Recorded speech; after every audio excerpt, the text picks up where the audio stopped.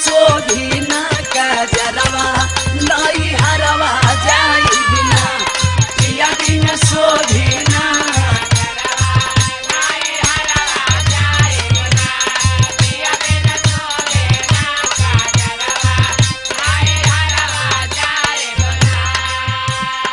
ए भौजी का देवर बबुआ तू बेकार का तू अपना दिमाग में टेंशन ले ले बड़ू ना ना अब हमें जना रह सुन सुनावा देख भैया फोन कर ले रहुआ का कहत रहुआ तोहरा विश्वास नहीं है तो देख ला हो निकले रहुअन रतिया देखला नंबरवा माई हरवा का जईबू हो निकले रहुअन रतिया देखला नंबरवा माई हरवा का जईबू माई हरवा का जईबू भैया आई है परसों घरवा माई हरवा का जईबू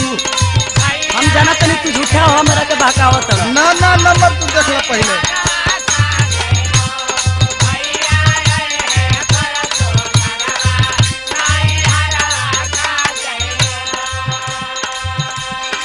हम जाना तनी देवर बबुआ तोहर भैया के आवे के रही तो हमरा के जरूर खबर आ जाई बाकी तू झूठ बोलत एगो हमार बात सुना बोला तनी को ना सोचले घर में छोड़ के गईले कनिया सुना तो ना हाँ सुना तड़े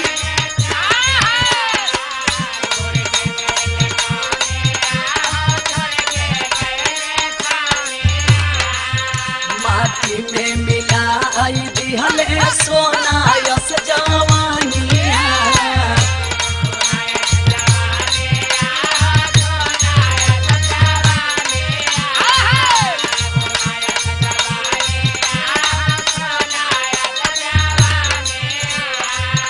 पानी को न सोचले घर में छोड़ के गईले कनिया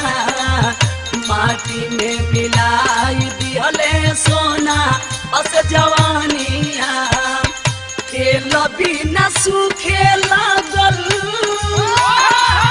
तेल बिना सूखे लागल जो गवलिया चरवा नहीं हरवा जाई बिना नहीं हरवा जाई बिना पिया बिन सोधी ना कजरवा नहीं हरवा जाई एकदम हमारा ना एकदम जइबे करा ना भौजी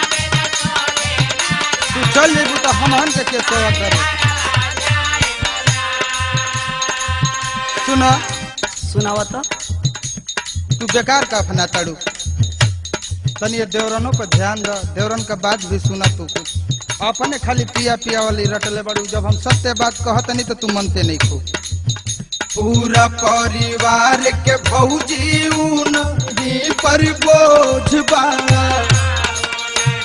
अच्छा तो ये बात बा हाँ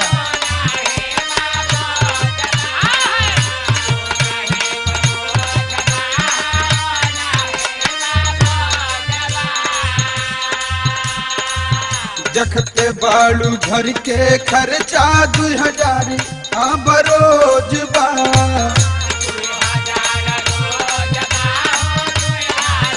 हम क्या करी देवर बबुआ हमारे ऐसा ही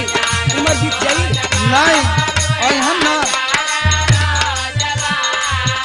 पूरा परिवार के भौजी उनही पर बोझ बा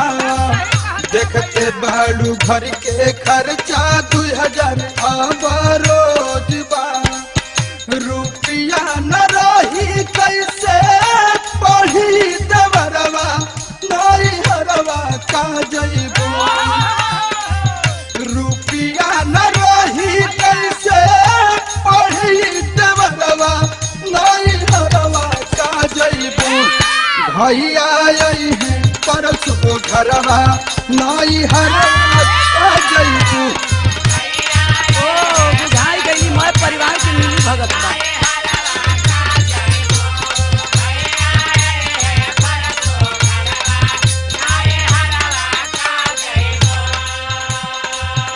ए भौजी बाहर देवर बबुआ बा माने पैसा खातिर अपना मेहरारू के जाके भुला गईलन। ई बताओ भैया हमन का भाई में बड़ जेठ बड़ा गार्जियन उहे बड़ा। देवर जी एगो हमार बात कान खोल के सुन ल। मेहरारू खातिर पैसा सब कुछ ना होला,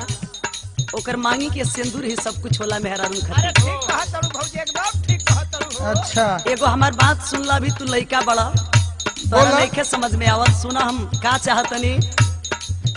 गइले परदेसे खाए खेले के मुमार